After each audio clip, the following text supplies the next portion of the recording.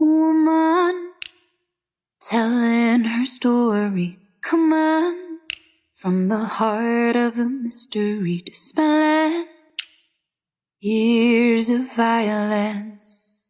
We are breaking the silence. Hello, my name is Ruby Michaelitis and welcome to this month's episode of the Cocoon. We are facilitated by the Blue Butterfly Institute, and this month's guest is Sarah Williamson.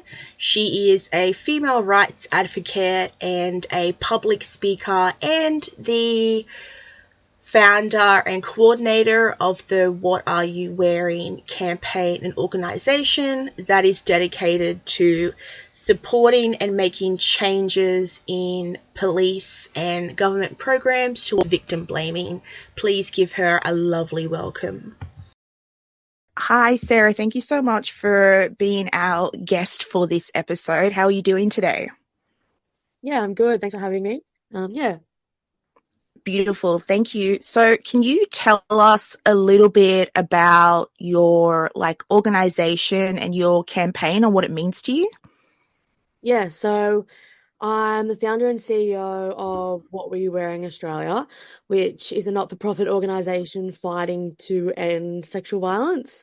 I started it in 2021 after some pretty horrific experiences of adult sexual assault myself, and just really came to realise how big of an issue sexual violence is in Australia and also across the world, like everywhere pretty much.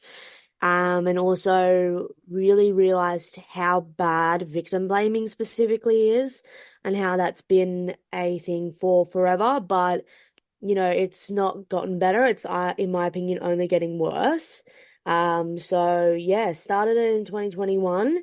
Where we collected stories from survivors. We collected just short of 10,000 in the first year, where we wanted to give survivors a voice and have them alongside our exhibition. So the exhibition itself originated in America in 2013, and we brought it over to Australia. And the exhibition is clothing of survivors on the wall next to the stories of survivors. And the whole idea is that it's to sell the myth that clothing leads to assault. And with that, I guess the whole hope is that, you can go into the exhibition and realize that, wasn't your fault, but also anyone and everyone, unfortunately, can be sexually assaulted. So you'll see things from, children to adults, to elderly. You'll see work uniforms, different costumes, swimming costumes, you name it is in the exhibition. And it is a quite confronting exhibition, but I think it's such a powerful and important thing for people to, witness. Didn't expect to receive that many stories. And it was because of how many stories we received and how many people, I guess, came through the doors to look at the exhibition and were touched by it, that I decided to make a leap and turn it into an organisation where we actually do services and actually, are on the ground helping victim survivors. Because, I didn't want to do a once a year event. I wanted to be able to help people, every day, not just, once.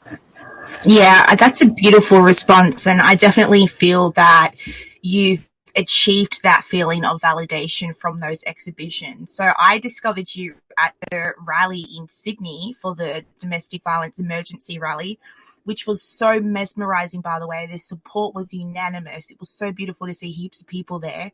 What inspired you specifically to do that rally yourself?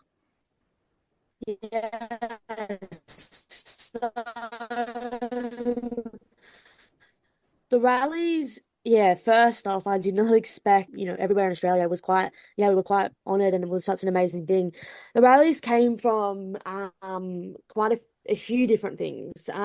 We obviously had the recent unfortunate Bondi attacks in Bondi, at Westfield Bondi. And then we also had, I think at that point we were at 32 to 33 women unfortunately murdered to men's violence.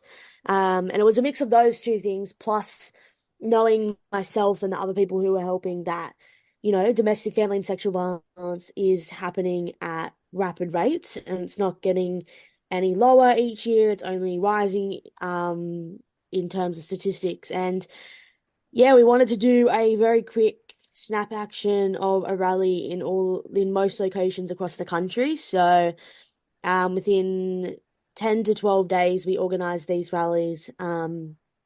And yeah, the aim was to bring people together to sort of, I guess, grieve together, because grieving together, especially in a space and in such an empowering environment like that, is actually really healing. But also it was to demand specific changes.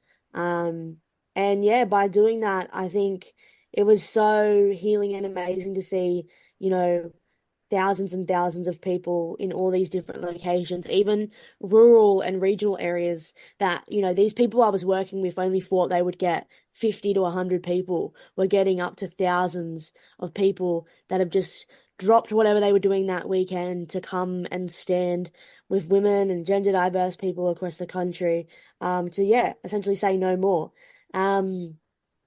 So yeah, it was definitely a wild ride and something I didn't expect, but I'm really glad that we did do the rallies, and yeah, I'm excited to continue to do more. Yeah, so you were like really like in the trenches with these rallies and with the Bondi attacks and stuff like that.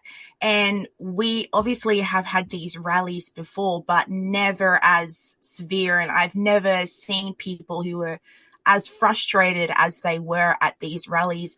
What do you think was the tipping point for this? Why do you think the reactions that we had at the rallies was so intense and more frustrated than ever? I think there's obviously a few different reasons. I think a lot of emotions of people were very heightened during those weeks leading up, and then that weekend, because especially that week we lost, I think, 5 to 6 women just that week. So every time we would post about the rallies, unfortunately someone was losing their life, and it was just firing people up more and more. Um, but I think it also was the lack of response over the years from our government. I think people are starting to, yeah, really just sort of get fed up that there isn't, enough being done. Like, services are screaming for more funding, or they're not having their funds met. They're having to turn people away. They're not being able to actually help people who need to flee from domestic violence situations. And these services are screaming for it, but the government isn't listening.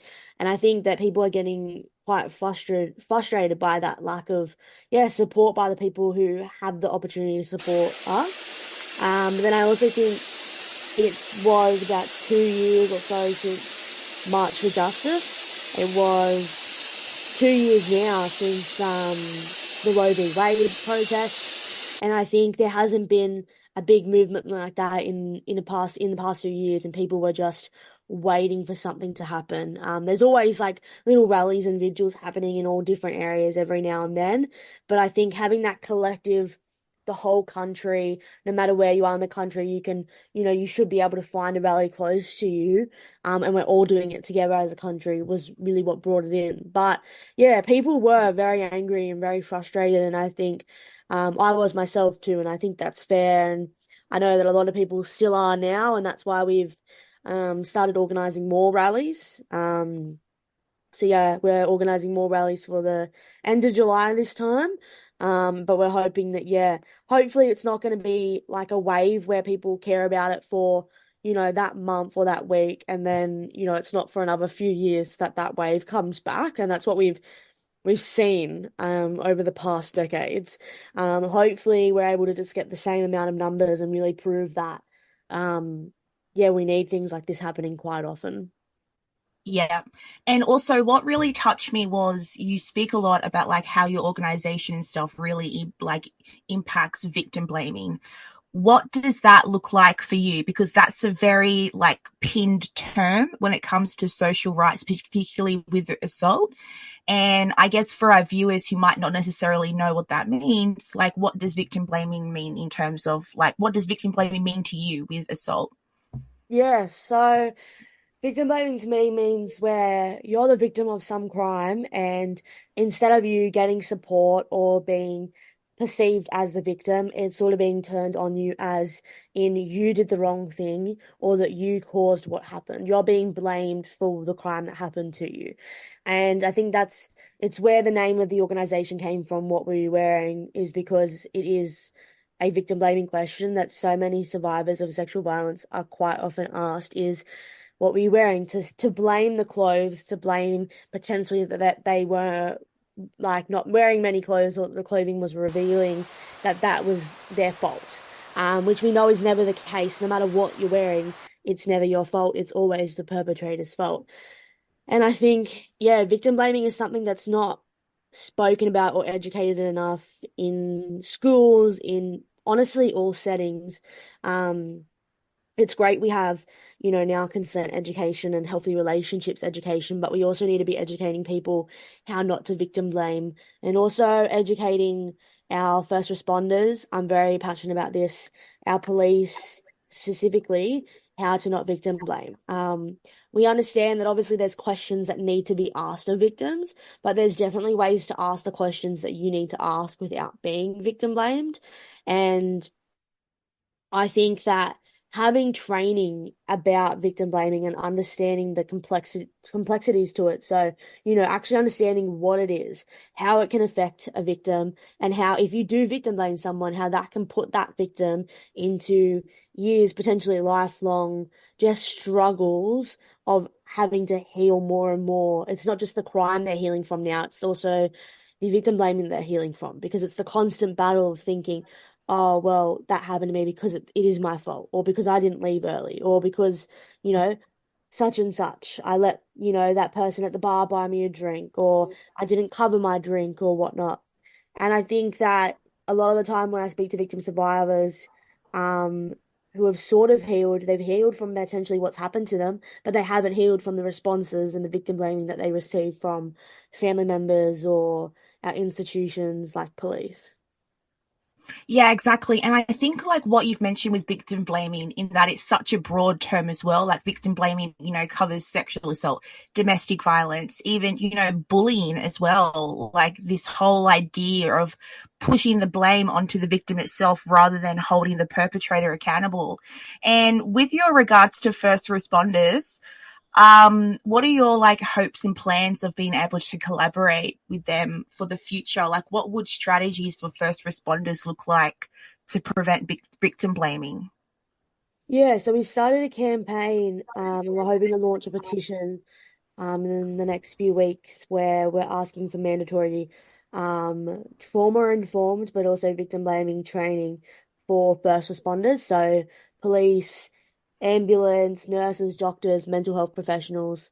Um, and I guess what that will hopefully look like is them actually being uneducated in, yeah, what is victim blaming? What are the questions that maybe you already ask, and how is there ways to reword those? But also I think understanding how victim blaming affects victims, whether it be victims of bullying, domestic violence, sexual violence. I think then being able to understand that and see that is hopefully a way to target it is just through simple empathy of understanding that that question or that statement can lead to lifelong trauma, or it can lead to that person, potentially is healed, but now they're back in 5 years of constantly needing to, yeah, heal. We also see so often across the country, across the globe, quite a lot overseas. Um, this is what devastates me the most is the victim blaming is quite often what leads people to um, ending their life. And I think that's so devastating. And I do talk to survivors all the time that, sometimes there is, thoughts of that come up, and it is because they weren't believed or because they were victim blamed, and that they had the situation turn onto them as if they are the perpetrator when they aren't. They were the person who went through the crime. So I think, yeah, it's such an area that I'm surprised isn't spoken about that much because of how much damage it does. and has done to people in the past. But yeah, hopefully through the campaign we can see police and all these different first responders having to have training, and where it be mandatory, not something that they can just choose to opt into, where it is you have to have this to become a police officer or to become a nurse. Because, it happens in all settings as well, not just, at the police station. Unfortunately, we hear all the time it happens, yeah, in all different areas where someone is supposed to be helping that victim survivor get the help that they need. Yeah, I completely agree. And hopefully there will be improvements in the future. But I think like a really great method we can improve upon ourselves is how do we support people that are close to us in their journey without victim blaming them. So if I had someone that disclosed to me that they had a bad experience with someone, like what words and that would I use in order of support and not victim shaming? 100%, 100%. There's a lot that, just we as individuals can do because, uh, yeah, there is the whole area and the issues with first responders, but a lot of the time also victim blaming is happening at home or with friends or with the people that they love and care about. And I guess that is honestly what hurts. I know in my situation, that's what hurt me the most was family members and people that I loved and cared about going to them with what happened and being victim blamed by them.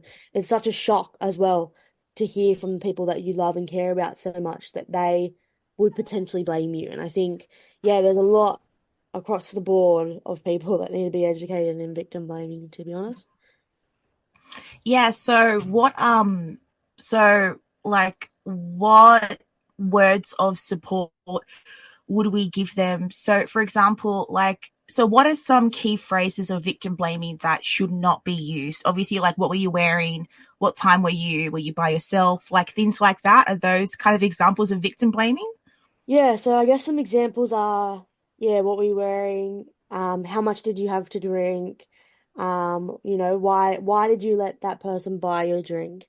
Why did you just leave your drink out? Um, why a lot of the time we'll hear like, why didn't you leave? Why didn't you leave earlier? Why did you stay? Why did you stay when um your partner hit you once already? And those questions are never going to help the situation. It's only going to make it harder for the victim. And I think instead of victim blaming, what people should be doing is supporting. First off, making sure that the victim has support and understands that it's not their fault. I think the first thing that should be said out of someone's mouth to the victim when they've disclosed to you is that you believe them, and that you're there for them, and that you'll do whatever they need to help them be okay. And that's not pressuring them to go to police or the hospital or anything. It's letting them have their own self-determination and giving them the power back to decide within themselves what is, yeah, the right method and the right thing for them to do. But I think instead of finding ways, I think that the other issue is that, victim blaming has been something that's been around forever and it's so intertwined into a lot of our like cultures, but also generations of people as well. I think that it's great we can have training. Hopefully that can be something and it'll help with certain people, but there's also going to be a certain amount of people that training is not even going to help because there's just so many generations of people that have already got this so deeply ingrained. And I think with that, that's just going to take a lot of time and a lot of understanding from the people that they love and care about and trust, that what they're saying isn't okay. And I think it comes to, I guess, active bystander, being an active bystander. So if you hear someone in your family or a friend say something that's victim blaming, so asking one of those questions or doing something that's not supportive, actually calling it out or talking to that person later and correcting that behavior. Because if you correct it once and you can show it, how that was bad, then potentially that person won't do it again. Yeah, I think those are really good responses. So, so firstly, like showing that you believe the person and that their experience is valid and that you're there for supporting and allow them to have the empowerment to make the decision for themselves. I think what's a really important one that I hear so much is people will say to that person, why didn't you leave? Or like, why didn't you say something? And I think particularly like as a female, when you're in an area where you feel like attacked, your safety is compromised, going into a freeze response is so common. And I think like that definitely that concept of why didn't you leave? Why didn't you say something? I think is also a huge reason as to why victim blaming is so big now. Because, there's so many cases where a female will be attacked by a perpetrator and people will say, well, why didn't you say something? And it's like, well, if I did, I could have been more attacked. Yeah, 100%. And I like the freeze example as well. A lot of people just as well just don't know what fight and freeze is. And a lot of people don't realize and understand that having a freeze response when potentially being sexually assaulted is actually a common thing and actually happens. And I think that comes down to education, and no one is, I guess, educated on these crimes. You don't, yeah, I think that comes down to, we need to be educating people on the responses as well. And the more people that start to understand that these are typical responses when being sexually assaulted, then the more, I guess, that they'll be more understanding. But a lot of the time, people, especially where um, they've got quite victim blaming narratives ingrained in their mind. Yeah, it's the simple case of they're just not educated. They actually have no idea what it's like to be sexually assaulted, or also that freeze is actually a thing, and that people will, their whole body will completely just shut down and stop yeah, during an attack. And so do you think like social media supports victim blaming or decreases its effect? Because I've noticed that with our generation, because like I'm 26, so I'm not that much, we're close to the same age. I've noticed with social media that like a lot of, women who a lot of people who undergo victim blaming can absolutely be criticized by the media to no end, but the media can also offer them loads of support. So do you think that with our generation, this whole social media with victim blaming, do you think it's going to help more or worsen more? I'm 50-50 sort of on it. I have seen but also experienced firsthand how dangerous and scary social media and just online platforms can be. And I think as an activist and an advocate in the space, you're quite, it's you become quite an easy target for that sort of stuff, because for some weird reason, people just don't want advocates out there stopping these crimes. Um, it's hard because once the media, like a newspaper or whatnot, they tell their version of the story, people don't really read into it. A lot of people just aren't educated in this society. And then that one headline, victim blaming the victim, there's no coming back from that. The comment sections near almost will be absolutely attacking that victim. And I think it's not only very harmful and detrimental to the victim, but it's also detrimental to any victim that also like looks in the comment section. It might not be them and their story that are being spoken about, but I know that every time I look in a comment section about someone else, I'm like, it just breaks me into pieces thinking that that could happen to me. And also that happened to another victim that went through something similar to what I went through. Um, I think, yeah, it's a very tricky one, but I am also in favor of social media for the point that social media, I guess, is a new norm for everyone, and it is such a powerful platform to be able to give off education and start movements and start campaigns. And without social media and the following, and I guess the traction that we've been able to create at what we're wearing, we wouldn't have had the turnout at the rallies. We wouldn't have had our campaigns be successful. We wouldn't have been able to get across the education or awareness that we want to get across. And I think having a platform, and I think that's the thing. That's what makes me think more about this is people who have platforms need to be doing more. So if you're privileged enough to have a decent social media following, you need to be creating awareness and education around these issues when you can. I think that that's such an important thing to do because you've got the platform there, you've got the people right technically at your doorstep. And yeah, the more people we can get educated, the better it will be. I guess I would say I'm probably more in favor for having social media in these times because, um, yeah, you can get a lot of stuff, stuff done, change made and education across. But then the other thing that's scaring me quite a lot at the moment with social media and I guess the world of media is the whole AI and deep fake pornography and just how easy it is at the moment for people to you post a photo, you're completely clothed, but then that photo can be turned into you, but in a nude body. And I think that yeah, the government is actually, this is one area the government is starting to actually do stuff about, which is good. I think they're getting onto it early.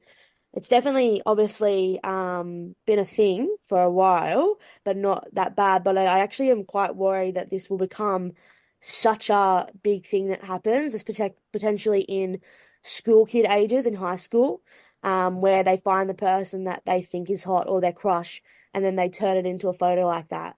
And, kids don't get education. They're only just starting to get education. But even with consent education, healthy relationships education, not all schools have access to that education. And I think if we're going to do that education, it needs to be everywhere. It needs to be accessible. And all schools need to get it because I can definitely see the problem of, yeah, this AI deepfake stuff becoming quite a lot worse than it already is. And it would be detrimental on any victim survivor, to be completely honest.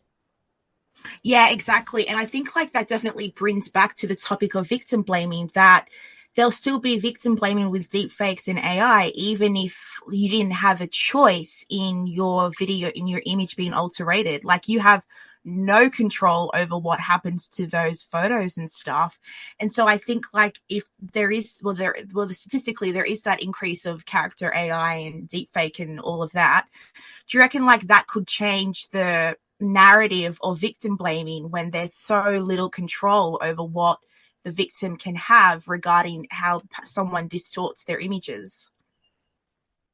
Wait, can you repeat that little bit of the last question again? Oh yeah, sorry.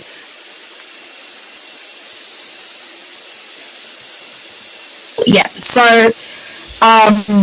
do you think that the narrative of victim blaming is going to be distorted or treated differently with deepfakes and character AI because the victim will have like such little control over the distortion in the first place? To be completely honest, no, I actually don't think it will at all. Which yeah breaks my heart to say because yeah, victim blaming, and that's the thing, and you're right, it does actually link in so well as well because that is what's going to happen. And no, I definitely see that the victim will still get shamed for some reason. It'll be shamed that a photo was posted on Instagram in the first place. Why did you post that photo of you at a formal? Like, and the thing is, of course, everyone has social media. We should be allowed to post whatever photos we want. And the person could be completely clothed. I 100% still reckon they will be victim blamed because people find it easier to blame the victim than to blame the actual perpetrator or abuser. And that is what blows my mind all the time. And I think a lot of the time as well, it's also other perpetrators and other abusers that are also doing the victim blaming. So it's like they're sort of supporting their own community in a way. And yeah, that's the big reason why I am very scared about this whole AI and deepfake stuff is because yeah, in itself there's a million different issues with it, but one of them is that yeah, victim blaming will just continue to spike through it. And it's such an easy thing that's happening at the moment. But hopefully what the government is doing is going to help work and hopefully, because of consent education being passed in 2021, and we've seen more education. Hopefully, we're going to be getting it through to the young kids and young people. However, I actually heard someone say the other day, and I really do agree with it, about how we're so focused on educating young kids in schools, high school, whatnot, and we're not realizing that they actually have role models, and their role models are their dads and their grandparents, for example. And those, like our middle-aged, like I guess 40 to 60-year-olds, I guess nowadays, for example, me, is like parents and my grandparents, and they weren't given this education in schools. There's this whole generation that's out there that missed this essential education, and I guess victim blaming and everything that came with it was extremely more normalized back then.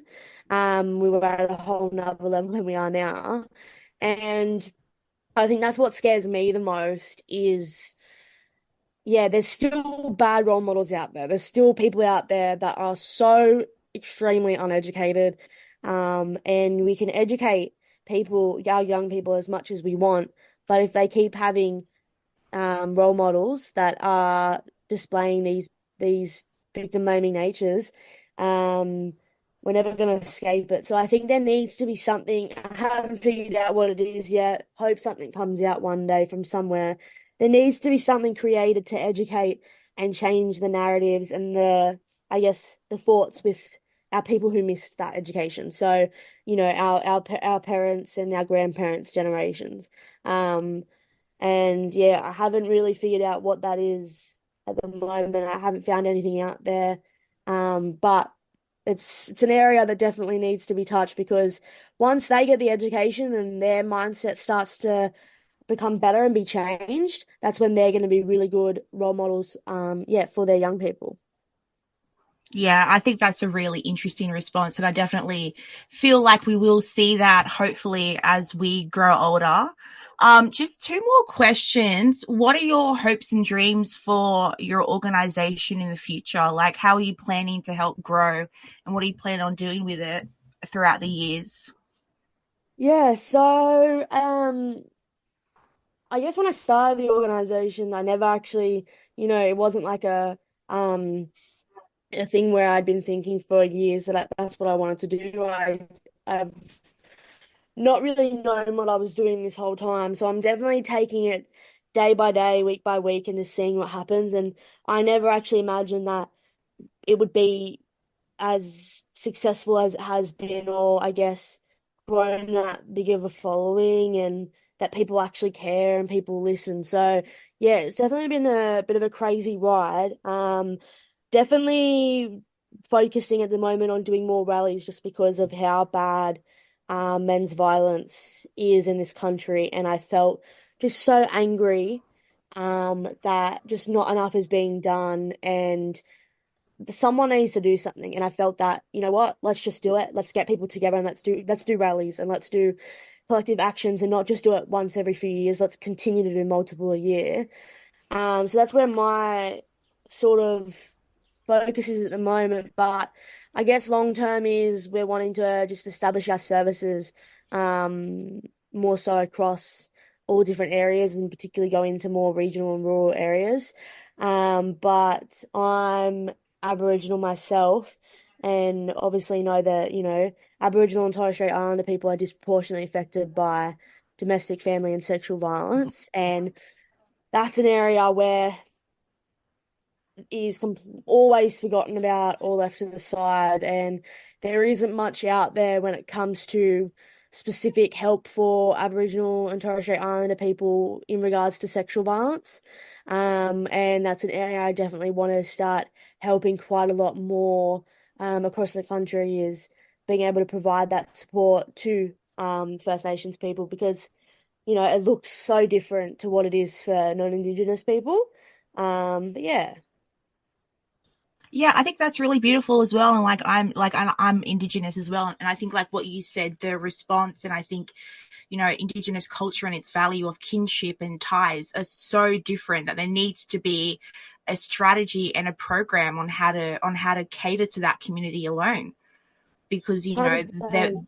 the ways of connecting is different, and it needs to be valued more. And I think and I think that's probably why a lot of the responses we have now just aren't working for these people to get out of these situations, because like it's very, very high, the rate for Aboriginal and Torres Strait Islander people, particularly the women in rural areas. Yeah, no, 100%. And I think as well, like, something really special can be established for our Aboriginal and Torres Strait Islander people. And I think down the track, non-Indigenous people can also learn to heal um, from Aboriginal ways of healing. I think hopefully we can see more in that space, and I definitely want to be doing more in that space. I want to continue to grow the organization. Um, so we're mainly at the moment New South Wales and Victoria based, but we're just at the moment spending the next few months really establishing a Western Australia team. And I've really noticed that there is a lot of gaps in Western Australia that need to be filled, and a lot of and pretty amazing things that hopefully we can do to support victim survivors in Western Australia. So hopefully we can do some amazing things over there, and then see where that takes us. Yeah, and I definitely wish the best with all that. I mean, I think that's really good that you're helping out with Western Australia, because I have read some articles and that apparently there is not a lot of programs in that available in Western Australia alone. So I think my final question is, to the people that are listening to this, to the people who are survivors, what words of advice and comfort and support do you have for them? I think just live each day as it comes and realize that it's okay if, days are really bad, and, one day you're happy and one day it's not. And it's okay if you think you've healed, but then in a few years, things come back and life's just not going well. And I think it's really important to realize that everyone's journey of healing is different. No one's journey is going to be the exact same. And so I think it's important to not look at other people's journeys too closely. And I guess it's good to look at other people's journeys, and I think you can get things from them, but also not expect that yours is going to be the exact same. And just, keep going and reaching out to supports, I think is so, so important. I think, psychology has been probably one of the most important things to me. But also connecting with other victim survivors has been probably the most healing thing for me. So being a part of rallies, and these actions have been so healing, actually, because you're just around people with like the same minds as you and the same thoughts, and that have been through similar things to you. And it's like you share this collective pain, but you also are putting that together as a collective to help make change. And I think it's just such a powerful thing. Yeah. Beautiful. Thank you so much for that. Thanks for your time. Oh, thank you. Thanks for having me on. There is healing in your words. Let your voices be heard. There is healing, there is healing. Let your voices be heard. There is healing in your words. Let your voices be heard. There is healing.